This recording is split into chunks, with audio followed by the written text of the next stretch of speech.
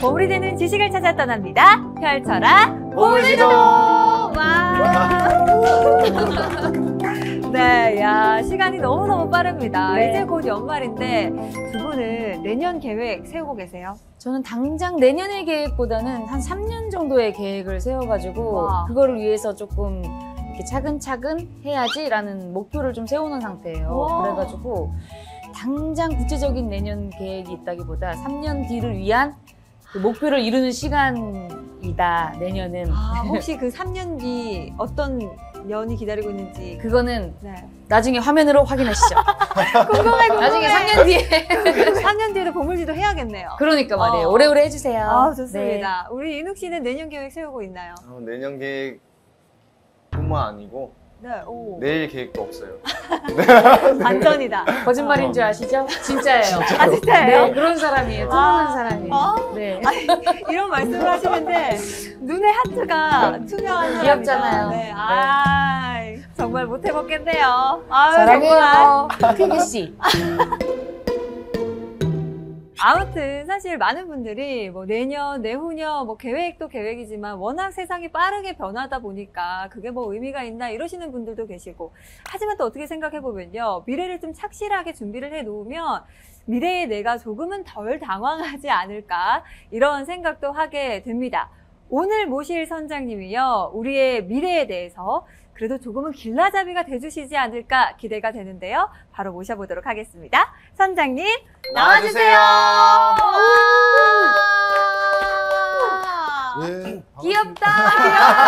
의상 귀엽다. 귀엽다.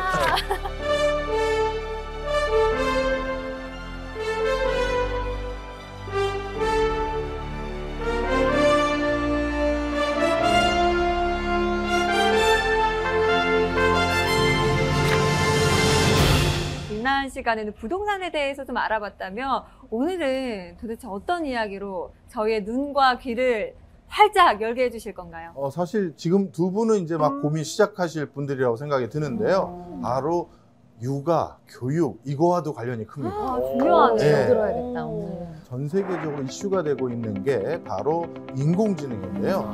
우리 인간처럼 이제 글을 쓰기도 하고, 노래를 부르기도 하고, 그리고 그림을 그리기도 하고, 이것이 본격적으로 구현 가능한 본격화된 것이 바로 올해입니다. 그러다 보니 자연스럽게 이 인공지능 기술이 발달되기 시작하면서, 그렇다면 우리 인간이 하던 직업들은 어떤 변화를 직면하게 되는지, 이게 요즘 초미의 관심사입니다. 그래서 오늘은 인공지능으로 인해서 어떤 직업이 생겨나고 또 어떤 직업은 없어질지, 이런 얘기들을 좀 해볼까 합니다. 너무 재밌겠다. 그러니까요.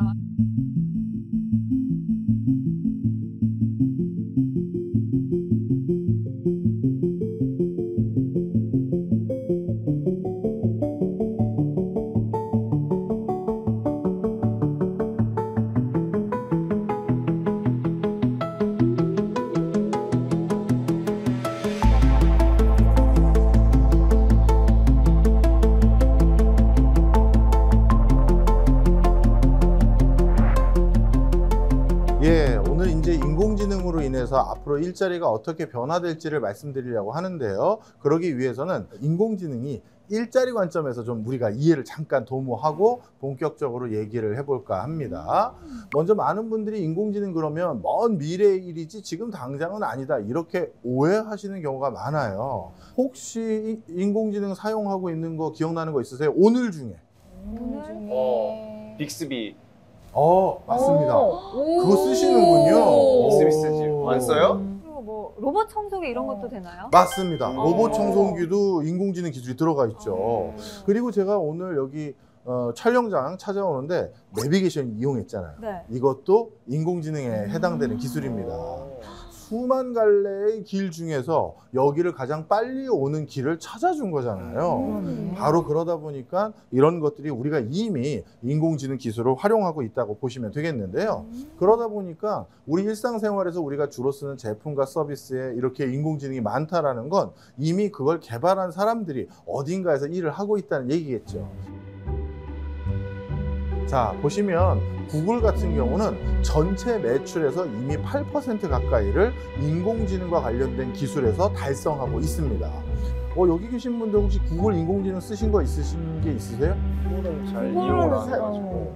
그 구글에서 낸 챗 GPT 비슷한 거 뭐였지요? 바드요. 바드. 네, 어, 바드. 바드. 네, 써보지는 못했고 들어만 봤습니다. 네. 그 바드와 같이 앞으로 인공지능을 새로 개발할 것도 있지만 네. 이미 사용을 많이 하는 게요. 구글에다가 로그인을 하고 우리가 수만 가지를 검색을 하다 보면요. 어떻게 되냐면 제가 검색한 키워드와 여기 계신 분들이 검색한 키워드를 똑같이 넣었다 하더라도 다른 검색 페이지가 떠요. 맞아요. 알고리즘 때문에 약간 그쵸. 맞습니다. 네. 바로 이처럼 이미 우리가 구글에서 많은 인공지능 서비스를 하고 있는 거예요. 이용하고 있는 거예요. 그러다 보니까 이렇게 전체 매출에서 일정 부분 이상 이미 인공지능으로 달성하고 있는 상황이고요. 그 다음에 구글, 페이스북, MS, 바이두 같은 곳을 우리가 인공지능 분야의 4대 천왕이라고 부르는데요. 이 4개 회사가 지난 벌써 2015년에 인공지능 관련한 전문가를 초빙하는데 인건비로 투자한 금액이 얼마인지 아세요?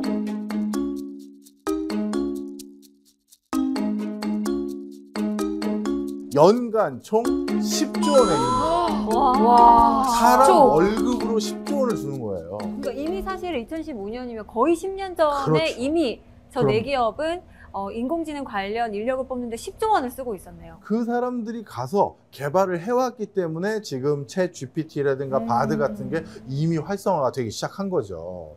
이처럼 우리 주변에선 이미 인공지능 기술을 보편적으로 활용하기 위한 준비를 해왔다. 이렇게 해도 과언이 아닙니다. 따라서 먼 미래의 일은 결코 아니라는 점이고요. 그 다음 다른 기술에 비해서 인공지능을 우리가 주목해야 될 이유가 하나 더 있습니다. 전 세계적으로 인공지능 기술을 개발하는데 가장 핵심적인 역할을 하는 것은 그 나라의 국방부예요. 국방부. 네. 국방부? 나라를 지키는데 인공지능이 쓰이나요? 약간 보안을 유지해야 돼. 아니, 아닌데? 보안이지? 전 체육부대라 가지고 잘 거기서도 운동만 해가지고. 예. 자, 사실 요즘은 실제 뭐 미사일을 쏘거나 총을 쏘는 이런 전면전보다도 정보전이라고 하죠. 그 나라 사람들의 생각을 조종하거나 아니면 그 나라 민심을 어디로 흘러가게 유도하는 이런 사이버 전쟁들이 아주 창궐하고 있습니다. 그러기 위해서는 제일 먼저 뭐가 필요하냐면 인공지능 기술을 바탕으로 사람들이 어떤 생각을 하고 어떤 마인드를 갖고 있는지 지금 알아내고 이거에 영향을 미치는 게 중요하거든요. 그러다 보니까 반대 입장으로 따지면 우리나라 국민들에게 의식 구조에 외국의 인공지능 기술자나 외국 인공지능 기술이 영향을 미치는 걸 막기 위해서라도 인공지능 기술을 가지고 있어야 되는 거죠. 이러다 보니까 최근 국가 차원에서도 인공지능 기술이 관심의 대상이고 기업이나 개인 입장에서도 인공지능 기술이 점점 관심의 대상이 되고 있는 거예요.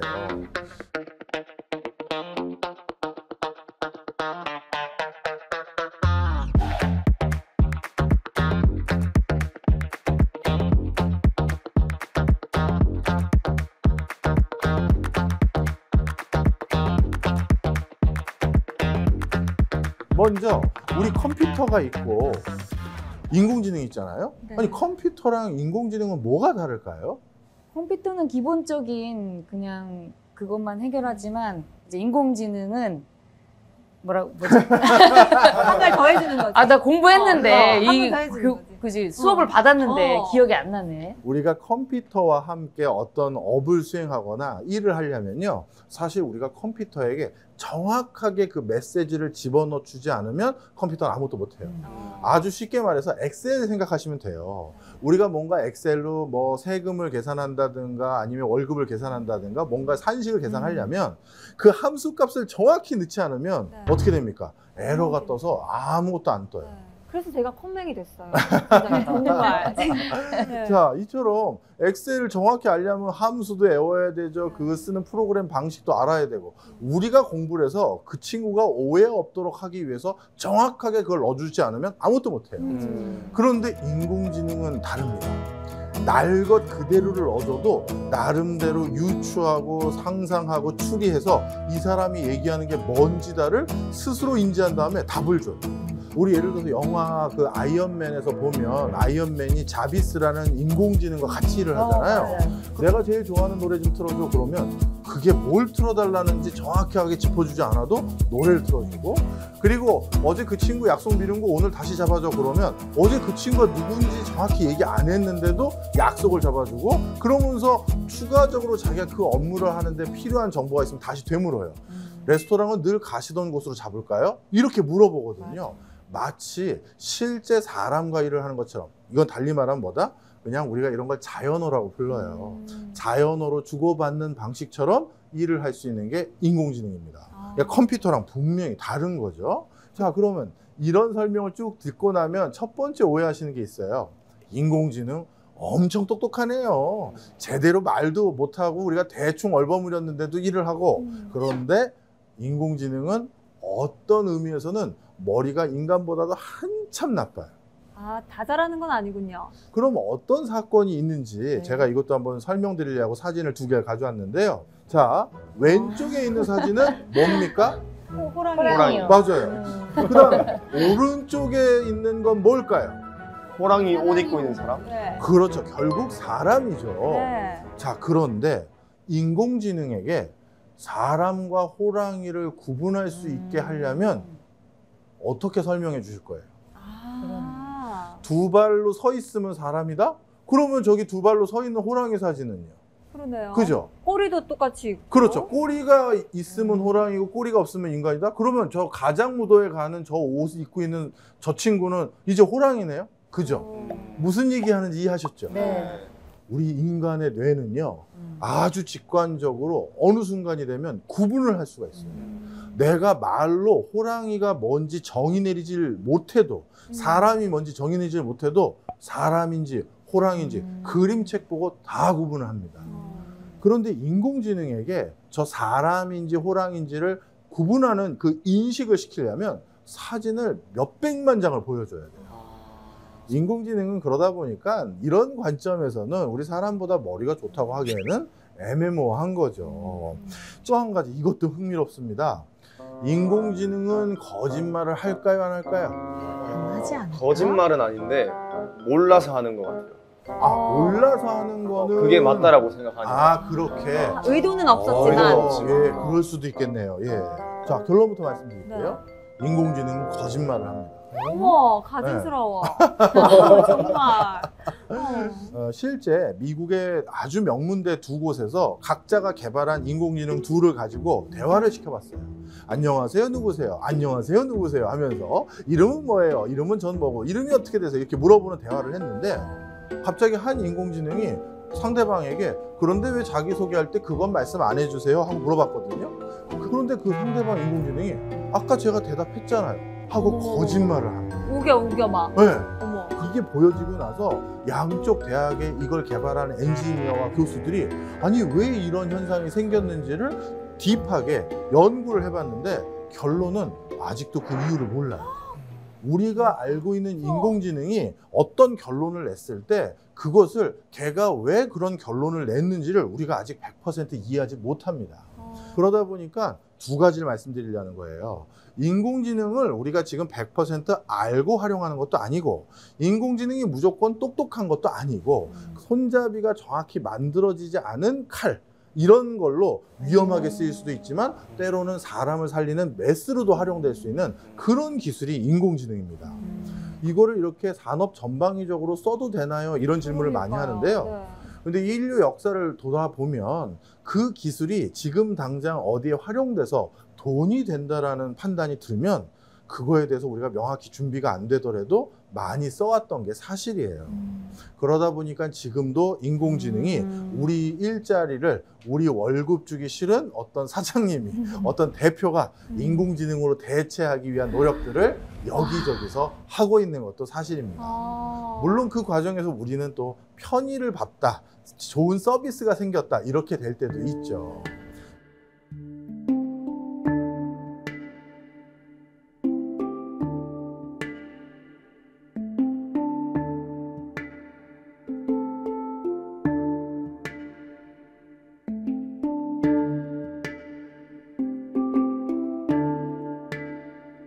자, 그러면 본격적으로 이제 지식이 어떻게 활용되고 있고 어떤 직업에 대체되기 시작했는지를 하나씩 좀 말씀을 드려볼까 합니다. 그럼 여기서 또 질문 드려볼게요. 인공지능이 이제 본격적으로 사람들의 일자리를 대체하기 시작할 거라면 앞으로 어느 일자리부터 위협받을 거라고 생각하세요?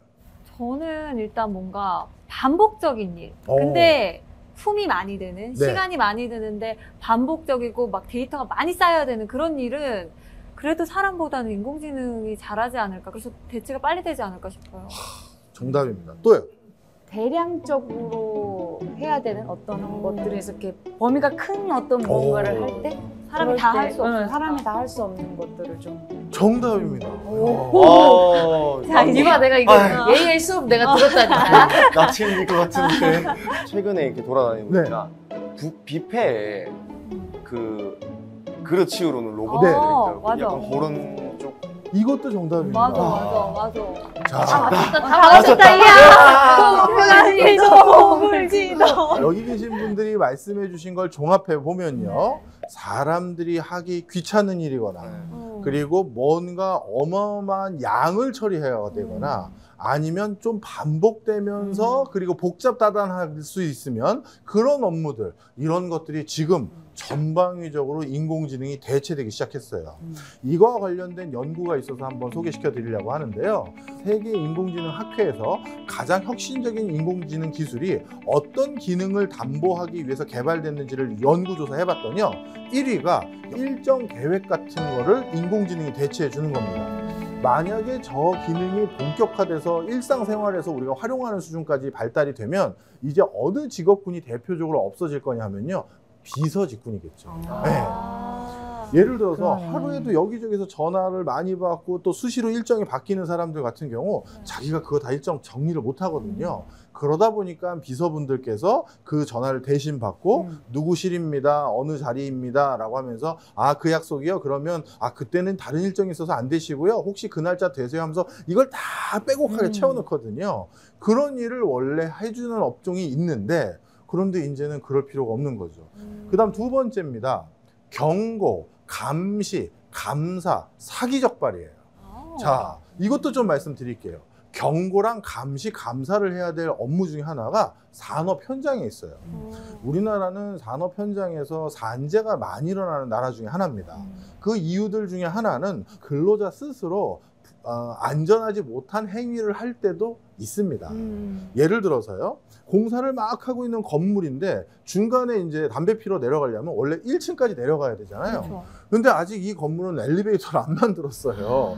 그래서 7층에서 내가 공사하고 있는데 야, 1층까지 언제 내려갔다 오니 해서 이 안에는 그 화기에 그 가까이 놓여 있으면 안 되는 페인트라든가 이런 게 있으니까 위험하게 난간 바깥까지 가가지고 거기 바깥에서 떨어질 둥 말둥한 거기에서 이렇게 담배 피시는 분들도 없지는 않겠죠.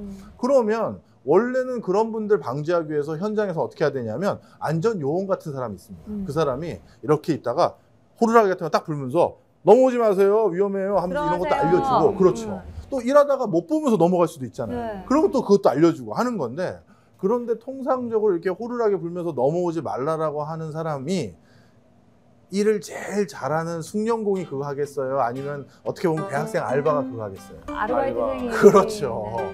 그러니까 쟁쟁한 선배들 앞에서 선배님 들어가세요 라고 하면 선배들이 뭐라고 할까요? 조용히 해.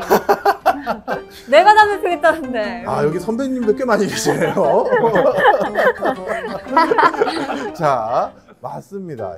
그러다 보니까 사건, 사고가 일어나는 경우도 있어요. 그러면 이런 거 대체하려면 어떻게 해야 된다? CCTV가 사람을 인식하는 센서가 달려 있어서 움직임을 보고 뭔가 위험한 일을 행동하는 사람에게 사이렌을 울리거나 직접적으로 윙윙 소리를 내면서 뭐 하지 마십시오, 어떤 작업자님 뭐 하면서 얘기를 하면 훨씬 수월해지겠죠. 바로 이런 것들이 대표적으로 하는 사기나 검사나 경고를 하는데 대체되는 거고요. 최근에는 금융사고나 보이스피싱을 잡는데도 이게 많이 활용됩니다. 그 다음에 교육 파트도 정말 무섭습니다. 제가 미국의 그 CES라는 세계 그 가전 박람회 같은 데를 참석해 본 적이 있는데요. 와, 그때 아직도 벌써 이게 한 4년 됐네요. 정말 충격이었어요.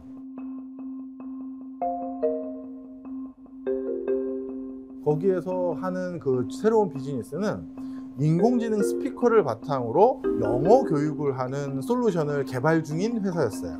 지금은 다 개발을 완료했는지 모르겠습니다만 저는 제 영어 많이 가르쳐줬던 선생님이 남성분이셨어요. 호주 출신이고. 그러다 보니까 저도 모르게 가끔 구사하는 영어에 호주식 발음이 가끔 섞여 나와요. 그분이 저 영향을 제일 많이 줬겠죠? 그렇겠죠. 그런데 조금 전에 제가 말씀드린 그 인공지능 스피커는 이렇게 얘기를 해도 돼요. 인도식 영어 발음으로 해줘봐 하면 인도식 영어 발음을 해주고, 오. 영국식 영어 발음으로 해줘봐 하면 영국식 영어 발음을 해주는 거예요. 야, 그럼 선생님이 여러 명이 생기는 거네요. 그렇죠. 아니, 두 분은 실제로 또 아기를 키우고 계시니까 또 영어 공부 시켜야 되잖아요. 그렇죠. 지금도 뭐 시키고 있는데 네. 인공지능도 괜찮겠다는 생각이 굉장히 들었어요. 왜냐면 이제 사람과의 관계가 또 점점 불편해지거나 그럴 수도 있잖아요. 그렇죠. 선생님과의 어떤 그런 뭐 트러블이라든지 사춘기가 오면 또 AI 교육 괜찮은데요? 지금 솔깃하고 계십니다, 학부모님들께서. 네. 그 다음에 이제 진단 검출도 인공지능이 합니다. 오. 진단 검출이라고 하면 대표적으로 뭐냐 하면 바로 의사, 변호사, 회계사, 세무사 이런 데가 여기에 들어가겠죠. 아까 그 말했던 전문직이 대량 들어가 있는. 그럼요. 네. 바로 이런 업무들이 점점 인공지능으로 대체되는 기술이 개발이 완료됐다라는 게 방금 말씀드렸던 저런 수상 빈도들을 통해서 우리가 이미 확인을 할 수 있는 상황이 돼버렸어요.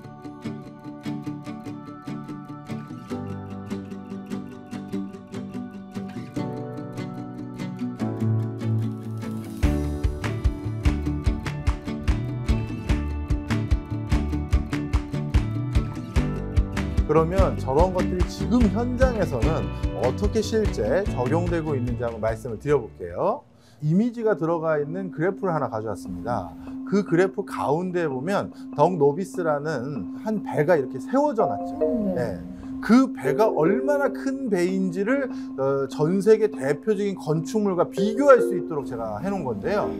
파리 에펠탑보다도 높습니다. 그 다음에 쿠알라룸푸르에 있는 트윈타워보다도 높죠. 대만의 백일타워 정도 되는 높이의 배예요. 그러면 저런 엄청나게 큰 배, 이걸 설계하는 사람은 어떤 사람일까요? 똑똑한 사람. 대단한 사람. 정답. 대단한 사람, 똑똑한 사람. 정답입니다. 정답. 대단하고 똑똑해지려면 네. 저 분야에서 통상적으로 20년 이상의 업력을 쌓아야 돼요. 한때 저렇게 큰 배를 건조할 수 있었던 나라들이 대표적으로 많았던 곳이 유럽이거든요. 근데 유럽은 이제 조선업의 명맥이 끊겨서 이제 저런 배를 더 이상 건조하지 못해요. 한국의 그 경쟁력을 뺏겨버린 거거든요. 그런데 요즘 저 배를 다시 육성하고 싶어도 한동안은 못했거든요. 네. 왜냐하면 저 배를 설계를 해야 만들 텐데 설계할 수 있는 그 20년 업력이 있는 사람이 20년 동안 조선업을 안 했으니까 단절됐을 거 아니에요. 네. 그러니까 아예 할 수 있는 사람이 없어지니까 조선업을 육성을 못했었던 것인데 최근에는 하려면 할 수 있게 됐어요. 어떻게 해요? 어떻게 됐느냐? 전 세계에서 저런 배를 건조했던 그 설계 도면을 인공지능에게 전부 다 넣어줍니다. 이야. 그리고 나서 새로운 선주가 이런 배를 필요로 한대 하면서 그 체크리스트가 있을 거 아니에요. 엔진실은 어디 있었으면 좋겠고요. 저는 여기에는 공조시설에서 온풍기가 나왔으면 좋겠고요. 뭐 온갖 체크리스트가 있겠죠. 그럼 그 체크리스트를 바탕으로 인공지능에게 이런 배를 하나 설계해봐 하면 배 하나가 설계가 뚝딱 나와요. 어찌 보면 20년 업력 내공을 가진 엔지니어의 일자리 하나가 대체될 수도 있는 상황이 놓여진 거죠. 그러다 보니까 우리나라가 그동안 공고히 지켜왔던 산업 경쟁력도 잘못하면 이거 문제 생기겠는데 이렇게 생각할 수 있는 상황이에요. 그 다음에 교육 부분 얘기 드렸었죠. 직업이 사라지는 걱정을 해야 될 때도 있지만 조금 달리 말씀드리면 오히려 또 기회 요인이 되기도 해요. 인공지능으로 인해서요? 네, 맞습니다. 미국의 LA 지역 같은 경우는 해외에서 워낙 많이 이민을 오기 때문에 미국 LA 지역의 중학교, 고등학교 교실에는 집에 가면 영어를 쓰지 않는 가정에서 자라고 있는 아이들의 비중이 한 30% 이상 되는 데가 있어요. 그러니까 이 학생들의 문제점은 뭘까요? 학교에서 정규 수업을 하면 따라가기가 어렵죠. 그러면 학업 성취도가 낮아진다는 건 달리 말하면 좋은 대학에 진학하기가 어려워지는 것이고 그건 달리 말하면 또 좋은 직업을 갖기가 어려워지는 거죠. 그래서 이걸 어떻게 해결하면 좋을까 하다가 이걸 인공지능으로 해결하는 방법을 일부 도입해봤습니다. 오. 그게 바로 로켓쉽 에듀케이션이라는 건데요. 쉽게 설명드리면 이런 겁니다. 학교에서 정규 수업을 한 4분의 3 정도 해요. 질문해서 답변도 들어보고요. 뭐 대답해봐 하면서 학생들의 지금 수준, 난이도가 어느 정도인지를 안 거예요. 그거를 제가 미리 다 체크를 해둡니다. 그리고 이 체크해 놓은 걸 다 컴퓨터에 입력을 해요. 그 다음에 어떻게 하느냐, 나머지 4분의 1 정도 되는 수업은 학생들이 저에게 받는 게 아니라 전산실에 가서 받아요. 그럼 전산실은 이만한 단말기가 있는데 그 단말기는 인공지능이 탑재되어 있는 단말기인데 그 인공지능은 이미 저에게 다 정보를 얻었어요. 이 퀴즈 점수 성적표도 줬고 제가 학생들에 대한 내용도 다 썼기 때문에 누구는 뭘 잘하고 누구는 뭘 못하고 누구는 어떤 부분에 아직 궁금증이 남아있는지 다 알아요. 그래서 이 전산실에 있는 컴퓨터는 각자 학생에게 다른 화면을 띄워줍니다. 내가 아직 이해 못한 부분에 대한 화면을 띄워주는 거예요. 그래서 다르니까. 그거를 연달아 몇 개 이상 맞추면 이제 얘는 다 이해했구나 해서 그 다음 스테이지로 넘어가는 거고 이걸 다 계속 틀리면 오히려 난이도를 낮추기도 해요. 이렇게 맞춤형 교육을 하나하나 해주는 거죠. 그래서 학생들이 학업 성취도를 더 이상 내려놓지 않도록 유도하는 형태로 인공지능 기술이 활용되기도 합니다. 그러니 무조건 인공지능 기술은 우리 일자리를 막는 나쁜 악의 축이야 이렇게 생각할 것도 아니긴 해요. 자, 그러면 아마 여기 계신 분들이 제일 궁금해 마지 않을 사자 직업들의 변천에 대해서도 좀 하나하나 말씀을 드려보고자 합니다. 지금 화면에서 제가 그려드린 게 어찌 보면 미래에 우리가 진료를 받게 되는 하나의 산업 구조다 이렇게 말씀드릴 수 있어요.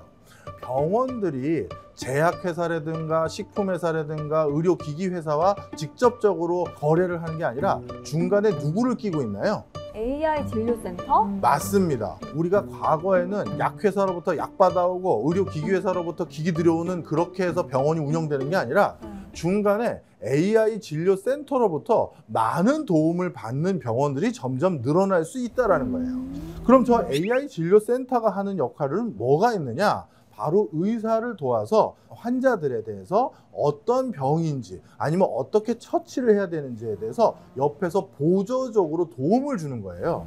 실제 IBM 왓슨이라는 인공지능 시스템이 운용된 적이 있고 우리나라도 도입된 적이 있습니다. 그때 보면 되게 재밌어요. 예를 들어 의사가 어떤 환자를 진찰할 때 자기 혼자 환자 진찰하고 아유 감기예요, 아유 독감이에요 이렇게 끝나는 게 아니라 인공지능하고 그걸 같이 진찰을 합니다. 그러면 인공지능이 자기가 아직 궁금한 게 있을 수 있잖아요. 그러면 의사를 통해서 환자에게 물어보라고 대신 시켜요. 의사를? 네, 의사에게. 그러면서 둘이 협진을 하는 거예요. 그렇게 한 다음에 의사는 벌써 마음속으로 A라는 병이라고 생각하고 있는데 인공지능 얘가 A라고 아직 확신이 없으면 계속 얘가 확신이 있을 때까지 대신 물어보고 뭐 CT도 찍고 엑스레이도 찍어서 얘한테도 알려주는 거죠. 그렇게 해서 얘도 A병이 맞네. 나도 A병이 맞았는데 그럼 맞구나. 좀 더 확신 있고 신뢰감 있는 진찰을 할 수가 있겠죠. 이미 이런 게 벌써 도입이 돼서 활용이 되고 있어요. 근데 진짜 그렇게 도입이 되면 오진 확률이 좀 낮아지겠네요. 중요한 얘기 또 해주셨어요. 지금은 의사 한 명이 연간 출판된 의학 서적 중 단 1, 2%만 읽으려고 해도 매일 거의 21시간을 투여해야 됩니다. 의학 기술이 워낙 빠르게 발달하다 보니까 최첨단 기술이 진짜 쏟아지는 거예요. 그런데 어느 의사가 저걸 저렇게 시간 내서 읽을 수 있겠어요? 그런 걸 대신 깡그리로 읽어줄 사람이 누구다? 인공지능이다. 맞아요. 그러다 보니까 오진, 누라켄, 누진 뭐 이런 많은 것들을 막을 수 있는 게 인공지능 협진이 될 수도 있다. 이렇게 주장하는 사람들도 있습니다. 의사라는 직업은 그러면 이렇게 인공지능 예방의학 그 다음에 원격 진료 이런 게 발달되기 시작하면 의사 직업은 어떻게 될 것 같으세요? 수술만 해야 되나? 수술만. 그래도 이렇게 수술을 해야 되는 그런 뭐 내과나 뭐 외과나 큰 정형외과 이런 쪽은 그래도 이제 섬세한 맞아, 손길이 필요하지 않을까. 데이터로만 사람의 장기가 다 다르잖아요. 없어질까요? 없어지지 않을 것 같기도 하고. 없어지기보다는 뭔가 의사들의 역할이 좀 바뀔 것 같은 생각이 들죠. 예. 지금의 네. 의사가 아닌 다른 그렇죠. 일을, 다른 역할을 하는 의사가 될 것이다. 저도 그렇게 생각이 듭니다. 일단 이렇게 바뀌게 되면요, 정말 의사의 역할도 바뀌는 것뿐만 아니라 다른 것도 바뀌어요. 요즘 전 세계적으로 제약회사들이 네. 상당히 돈을 많이 들여서 인수합병하고 있는 회사들이 있습니다. 식품회사, 종자회사들이에요. 종자회사. 자, 왜냐? 한번 이것도 쉽게 상상을 할 수가 있어요. 제가 몸이 아프면 네. 병을 치료받기 위해서 뭘 먹어야 되죠? 약을 먹어야죠. 약을 먹어야 돼요.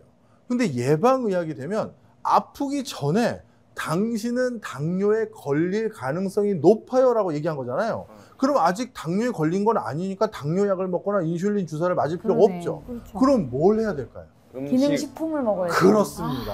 아. 그러니 제약회사가 보기에는 머지않은 미래에 약은 안 팔리는데 식품이, 기능성 식품이 팔릴 것 같으니까 그런 식품을 만드는 데 필요한 종자라든가 이런 걸 확보하기 위해서 이렇게 많은 이합 집산들이 벌써 일어나고 있는 거예요. 똑똑하다. 바로 이런 현상들을 봤을 때 의사의 역할도 상당히 많이 바뀔 것 같아요.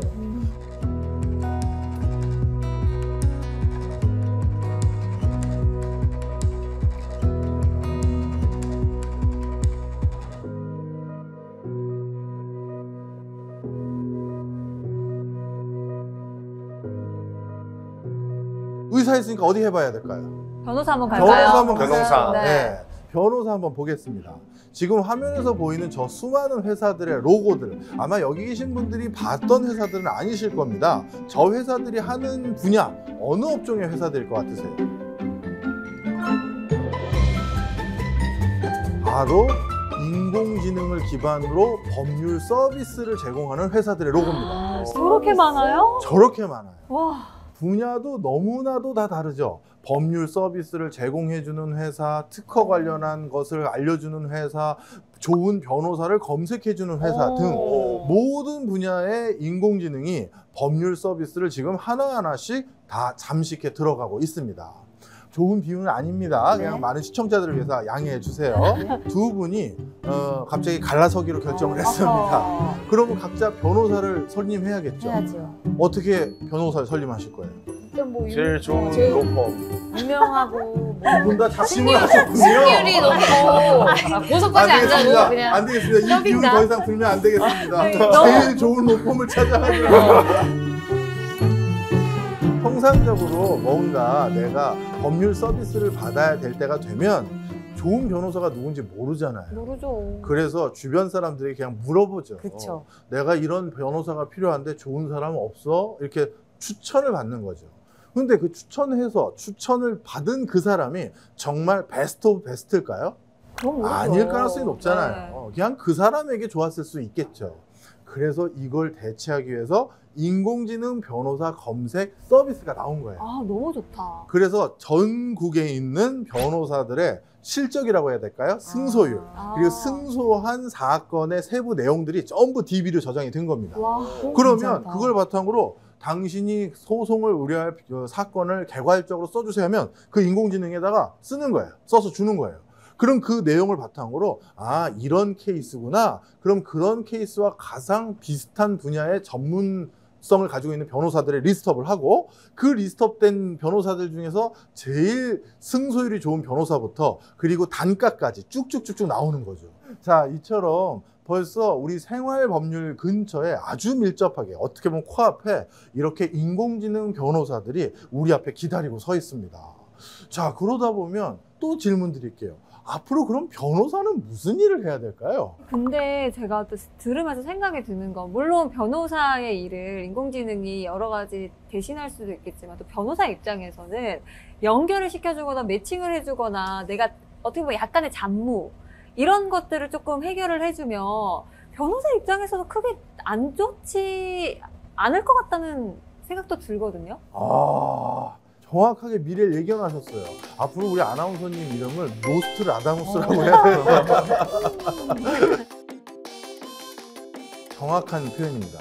이 인공지능 변호사들을요, 누가 적극적으로 쓰기 시작했냐면 변호사들이 쓰기 시작했어요.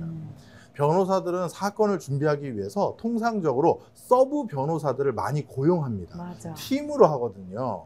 그러다 보니까 대표 변호사가 있고 수습 변호사가 있고 아주 인턴 같은 변호사가 있어요. 그런데 일단 첫 번째로 먼저 일어났던 일 중에 하나가 베이커 앤 호트 테틀러라는 미국의 법률법인이 있는데 여기에서는 인턴십을 하고 있는 변호사들, 이런 변호사들을 대거 해고하거나 더 이상 고용 안 한 적이 있어요. 아이고. 이 친구들이 하는 일은 뭐냐 하면 우리가 어느 법률 회사에 상담을 받으려 가려면 그냥 무작정 가는 게 아니라 전화 먼저 해야 되잖아요. 네. 근데 그거 하려면 약간의 법률적 지식도 알아야 되고 그리고 고객에게 법률적인 상식을 전달해 줘야 될 필요가 있잖아요.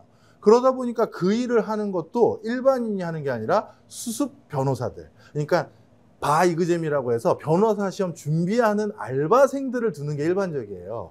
그리고 변호사 시험 합격하면 그 회사에 그냥 일하기도 하고 그런 거죠. 그런데 방금 말씀드렸던 인공지능 변호사를 고용하면 그런 친구들을 고용할 필요가 없죠.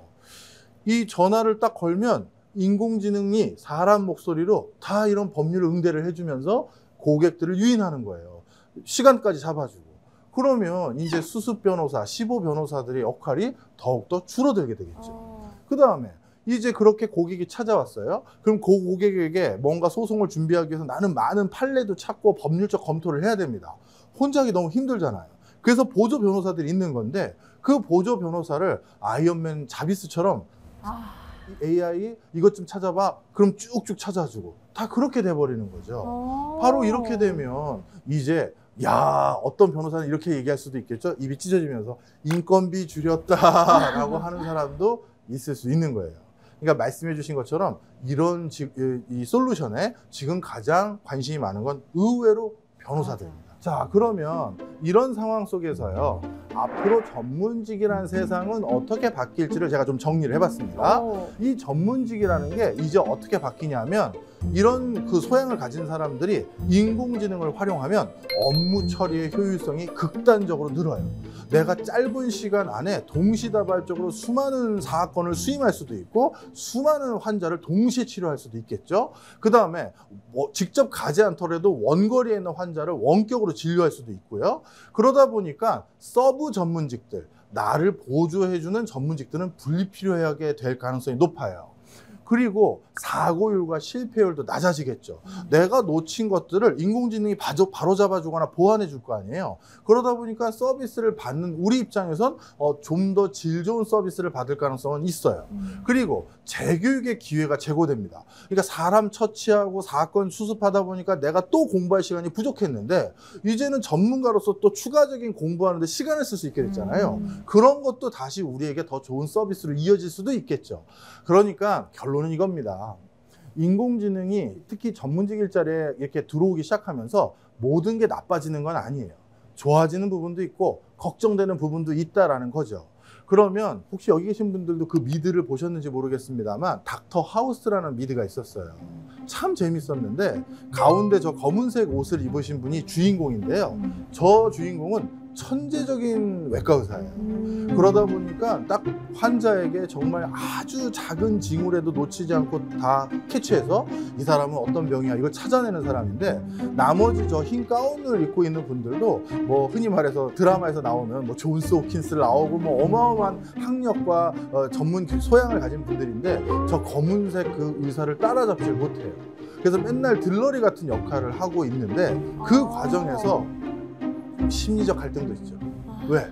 난 왜 맨날 이 지경이야? 당신은 뭐가 그렇게 잘났는데 이런 것도 드라마 상황에서 막 나와요. 그런데 만약에 저 검은색 옷을 입고 있는 저 변호사가 그런 직장 동료들하고 심리적 갈등이나 트러블에 대해서 부담감을 느꼈다. 그럼 이제 어떻게 할 수도 있다? 쟤네들 싹 내보내고 인공지능하고 둘만 진료해도 그만일 수도 있는 상황이 돼버릴 수도 있어요. 그러다 보니까 이 인공지능이 전문직 일자리에 결정적인 영향을 주고 있다. 이렇게 보시면 됩니다.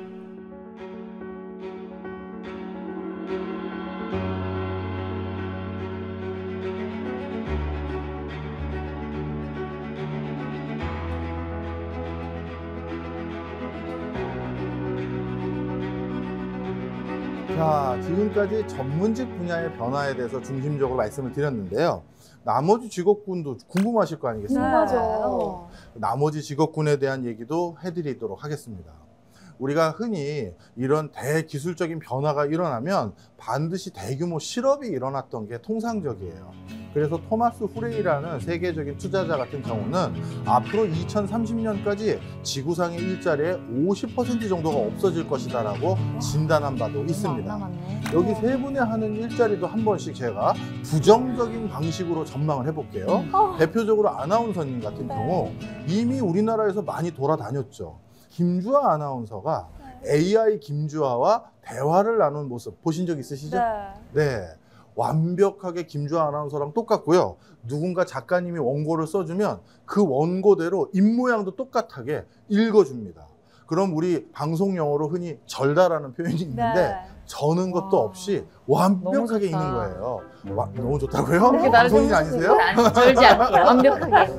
아니 근데 저도 제가 뭐 AI가 하는 뉴스 뭐 이런 거를 보면 사실 인정하기 싫지만 한 번씩 나보다 낫나 싶을 때도 있어요. 굉장히 안정적이죠. 안정적이고 그쵸? 사실 저는 사람이다 보니까 이렇게 뉴스를 하다 보면 틀릴 때가 있거든요. 저렇다고 표현하시는 것처럼. 근데 뭐 인공지능은 그런 게 없으니까 제가 한 번씩 보면서도 섬뜩하더라고요. 그럼요. 네. 사실 그러다 보니까 벌써 러시아에서는 기상캐스터로 아주 인기 있었던 사람이 있었거든요. 너무 미모도 출중하시고 너무 또 설명을 잘하시는 기상캐스터였어요. 근데 알고 봤더니 사람이 아니었어요. AI였구나. 가상인간이었어요. 가상인간 기상캐스터가 나와서 설명을 해준 게 사람인 줄 알고 야, 저 사람 누구냐 막 하면서 난리가 났던 거죠. 네. 코미디언. 이 코미디언도 마찬가지입니다. 근데 코미디언도 대체가 될까요? 이게 더 무서울 수도 있어요. 미국에서 있었던 될것 어떤 같아요. 연구인데요. 지금 우리나라에서도 모 학자분이 이 연구를 하고 있는데 사람들이 어떤 장면에서 즐거움을 느꼈고 슬픔을 느꼈는지 그 장면 데이터들을 분석하기 시작했어요. 그래서 내용의 기승전결이 아니라 그 장면에서 그 사람이 느꼈던 뇌파와 뇌의 자극을 똑같이 만들어만 주면 기쁜 거잖아요. 웃긴 거고. 그래서 그런 자극을 계속해서 줄 수 있는 방법을 연구하고 있어요. 근데 너무 별로인 것 같아요. 저도 별로로 너무- 얘기했어요. 너무 저한테 갑자기 막 이렇게 못하겠지? 이렇게 할 수 있을까? 갑자기. 뭐 사실 다른 사람 얘기할 필요가 없어요. 저도 마찬가지예요. 맞아. 저라고 다를 게 뭐가 있겠어요. 그러다 보니까 진짜 지구상의 일자리 한 50%는 없어질 것이다라는 모든 직업에도 적용되는 일이 돼버리는 겁니다. 무서워요. 그렇죠. 네. 자, 그러면 이렇게 되면 직접적으로 또 어떤 일이 일어나느냐. 지난번에 제가 찾아뵀었을 때 부동산 시장에서 양극화 얘기 드렸잖아요. 네. 이 일자리 분야에서도 이제 전개될 흐름은 똑같구나 진짜. 양극화입니다. 그래프를 복잡하지 않게 아주 단순하게 그려왔습니다. 자, 일단 직무 능력이라는 걸 보면 정규 분포를 이루고 있죠. 우리 맨 오른쪽 끝에 공부 잘하는 사람 얼마 없고 성적 평균에 가까운 사람 잔뜩 있고 공부 못하는 사람 얼마 없는 그냥 우리 학창시절의 중간고사, 기말고사 같은 때죠. 근데 어느 회사에서 일을 하던 어느 프로그램에 출연한 사람이든 다 직무 능력은 저렇게 정규 분포를 이룰 거 아니에요. 뛰어난 사람은 얼마 없고 평범한 사람 잔뜩 있고 이렇게 되는 거죠. 그런데 급여, 연봉이 어디에 맞춰서 지금 평준화되어 있나요? 근로자 수? 가장 직무 능력이 안 좋은 쪽에 맞춰서 하향 평준화돼서 연봉이 지금 잡혀져 있죠. 네. 자, 왜 그런지 이것도 쉽게 설명드릴게요. 여기 앞에 지금 세 분이 공장의 컨베이어 벨트에서 작업을 하는 생산지 근로자라고 보겠습니다. 첫 번째 공정, 두 번째, 세 번째 공정을 해서 최종 제품이 나오는데 첫 번째 공정을 하시는 분은 능력이 출중해서 시간당 100개를 처리하시는 분이세요. 그런데 가운데 계신 분은 아직 손에 익지 않아서 시간당 하나밖에 처리 못하고요. 끝에 계신 분은 능력이 쏘우쏘우해서 시간당 10개 정도 처리하는 분이 앉아 계십니다. 그러면 시간당 100개, 시간당 하나, 시간당 10개 처리하시는 분이 나란히 작업해서 산출물이 나오면 시간당 몇 개 나올까요? 1개. 맞습니다. 앞에서 100개를 만들어서 던져주면 뭐예요? 가운데서 시간당 하나밖에 처리가 안 되는데 맞아. 맨 오른쪽에 직무 능력이 뛰어나서 시간당 100개를 처리할 수 있는 분은 그 능력에 맞춰서 고액 연봉을 받을 수 있겠죠. 그 다음에 가운데 계신 시간당 10개 처리하는 분들도 거기에 맞춰서 적정 임금을 받을 수 있을지 모르겠습니다만 실제 회사는 저분들에게 그만큼의 인건비를 못 줘요. 왜? 시간당 하나 처리하시는 분 때문에 이 공장은 결국 시간당 하나 만들었고 그거 팔아서 돈을 줬는데 어떻게 시간당 10개, 100개에 맞춰서 인건비를 줄 수 있겠어요. 그러다 보니까 예전에 우리 아버님 세대 때는 양극화라는 단어가 사회에서 별로 이렇게 대두되지 않았죠. 그런데 이게 언제 싹 바뀌느냐? 3차 산업혁명이 도래하고 나서 싹 바뀝니다. 이제 3차 산업혁명이 도래하고 나서 우리나라에서 가장 주력 산업 분야는 제조업이 아니라 서비스업으로 바뀌었어요. 여기 세 분들 저까지 다 서비스업에 종사하잖아요. 이게 다 서비스업인데 서비스업은 지금 화면에서 보는 것처럼 저렇게 드립니다. 자신의 직무 능력에 비례해서 연봉을 받는 거예요. 대표적으로 스포츠 선수들 20승 야구 선수예요. 그럼 연봉이 어떻게 되겠습니까? 5억 이상 되죠. 5억 이상이요? 와, 엄청나네요. 그런데 아직 그 1군 프로리그에서 1승도 못 올리는 그런 선수가 있어요. 이 친구는 급여가 어느 정도 됩니까? 지금 3천만 원인가? 엄청 차이가 오, 크네요. 진짜 차이 크다. 바로 지금 저 현상을 설명해 주는 거죠. 이처럼 서비스 업종은 자신의 분야나 자신의 업력이나 자신의 네임밸류에 맞춰서 그렇게 돈을 받는 거예요. 차등 있게. 그러니 우리 사회가 지금 어떻게 됐다? 양극화가 점점 심화되고 있는 이유가 산업 구조가 급여를 그렇게 지급할 수밖에 없는 구조들이 많아지고 있기 때문이에요. 그러면 오늘의 주제 인공지능으로 돌아가 보겠습니다. 인공지능은 어떻게 될 것 같으세요? 인공지능이 더 가속화시키지 않을까요? 영화에도 그런 게 많았잖아요. 인공지능을 다룬 그런 소재들이. 그럼 나중에 발달하면서 사람들이 설 자리가 없어지고 맞아. 다 점점 대체고. 인공지능이 뛰어넘고 인공지능이 어, 잠식당하는 우리를 다 이러다가 결국 멸망하는 게 영화인데. 진짜 이 세 자리가 우리가 아닌 인공지능 딱딱딱 이렇게 자리가 되지 않을까. 미래의 우리의 연봉과 직무 능력이에요.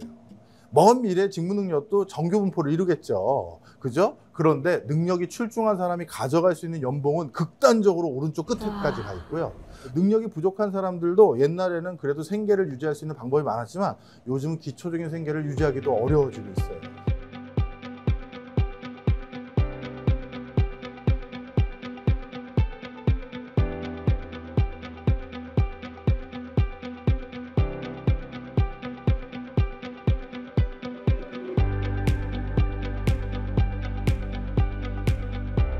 근데 또 우리 두 분은 그것도 궁금하실 것 같아요. 왜냐하면 이제 아이를 키우시는 입장이잖아요. 네. 그럼 이제 인공지능 시대가 왔다. 그럼 우리 아이는 어떤 공부를 하면 좀 더 AI 시대에 살아남을 가능성이 높은 경쟁력 있는 사람이 될까? 어떤 직업인지 구체적으로 한 몇 가지만 좀 직업을 뽑아주셔도 한 좋을 것 10개 같고. 안쪽으로. 네. 이렇게 한쪽으로. 지금 사라지고 있는 업종들은요.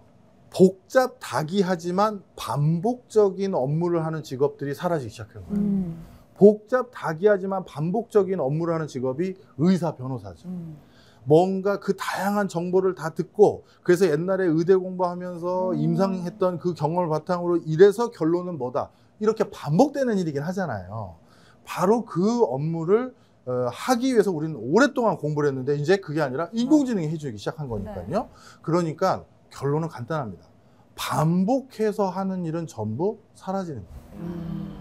그러니 아까 우리 허 선생님께서 보여주셨던 아무도 생각하지 못한 갑자기 일어나서 댄스를 친다든가 그건 안 못하죠. 저런 거 못하지. 그거 못 바로 네. 이런 것처럼 우리가 창의적인 분야에는 인공지능이 대처를 못해요. 네. 지금 벌써 인공지능이 일부 창의적인 범주로 넘어오기 시작했어요. 곡을 쓴다든가 그림을 그린다든가 이런 일이 있었고요. 얼마 전에는 그 우리나라 K-팝 걸그룹의 노래를 브루노 마스의 목소리로 불러가지고 영상을 입힌 게 맞아. 대박이 난 게 있어요. 봤어. 네. 그럼 그 영상의 수입은 브루노 마스도 일부 가져가야 되는 건지 우리 K-팝 가수도 가져가야 되는 건지 아니면 그걸 합성해서 만든 사람이 혼자 다 가져가도 되는 건지 아직도 결정을 못했어요. 달리 말하면 인공지능 기술이 일부 결부된 지식재산권을 어떻게 나눠야 될지 아직 결정을 못했어요. 그런데 분명한 건 있습니다. 아직까지도 그 어떤 나라도 100% 인공지능이 그 지식재산권을 다 가져가야 된다라고 생각하는데 찬성하는 사람은 없어요. 왜냐하면 그 인공지능은 이 어떤 기획자가 시키는 걸 했을 수는 있어요. 브루노 마스 목소리 가져와, K-팝 걸그룹 노래 가져와, 믹싱해. 그걸 지시하는 그 사람의 아이디어. 그건 인공지능이 혼자 한 건 아니잖아요. 그렇죠. 그러니까 100% 인공지능이 아직까지 창의력을 발휘한 건 아니에요. 우리 인간이 아이디어를 줬거나 뭘 줬을 때 그걸 해내는 거죠. 그러니 결국 그렇다면 마지막 끝까지 살아남을 직업군들의 가장 보편적인 특성은 창의성을 발휘하는 일들, 이렇게 보시면 되겠습니다.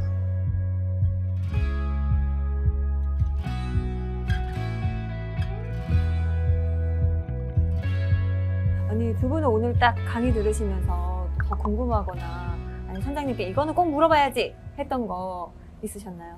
저도 사실 AI에 대한 게 요즘 너무 또 말도 많고 우리 일상에서 쓰여지는 게 많기 때문에 저 오늘 뭔가 되게 시원한 해답을 얻고 가는 것 같고, 일단 자녀 문제에 대한 것부터 지금 솔직히 저희도 이제 프리랜서인 입장이다 보니까 앞으로의 또 많은 시간 동안 기간이 남아서 이렇게 계속해서 직업을 또 바꿔야 될 수도 있잖아요.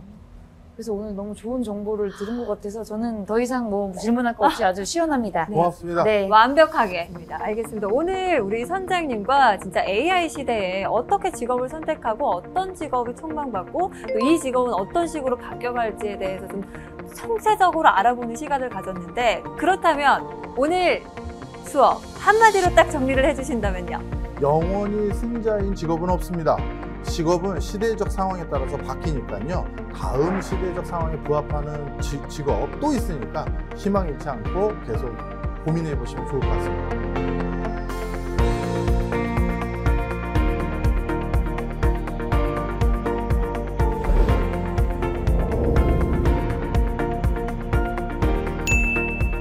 소민 씨도 이렇게 함께 하고 가시잖아요. 네. 아쉽진 않으세요? 네. 저는 오늘 이 쿨하다. 강의를 쿨하다. 들은 걸로 굉장히 네. 만족하고요. 네. 오늘 전체적으로 이제 네. 너무 마음에 쏙 드는 우리 선생님도 너무 좋고, 앞으로 선생님의 강의를 많이 들어야 되겠어요. 지금 팬이 되셨어요. 팬 됐어요, 진짜로. 이게 또 나중에 AI로 또 인공지능으로 발전이 빨리 되기 때문에 또 다른 직업을 또 한번 알아봐야 될까 그런 싶기도 생각을 하고. 못 했었잖아. 그치? 근데 못했죠. 오늘 지금 수업을 듣고 수업을 듣고 나니까 또 이제 미래에 대응하는 네. 진취적으로 살아가겠다. 아까 말씀드렸지만 내일 계획도 없는데 네. 지금 미래를 계획했어요 지금. 야, 네. 아니 이 정도면 엄청난 영향을 끼친 오늘의 수업 아닙니까? 네, 맞네요. 아, 고맙습니다. 네. 오늘 너무 네, 즐거웠어요. 그쵸? 좋습니다. 자, 오늘 진짜 선장님과 함께 AI에 대해서 살펴봤습니다. 이미 변화는 시작됐고요. 이 AI라는 기술을 어떻게 활용할지는 우리에게 달렸으니까요. 오늘 수업 들어보시고 나는 앞으로의 인생을 좀 어떤 방향으로 설계해 나가면 좋을지 생각해보는 시간 되셨으면 좋겠습니다. 자, 그럼 외치면서 오늘 여기서 인사드리도록 하겠습니다. 다음 주에도 찾아라. 보물지도! 오늘 보석 하나 가져갑니다. 잘겠다, 이제.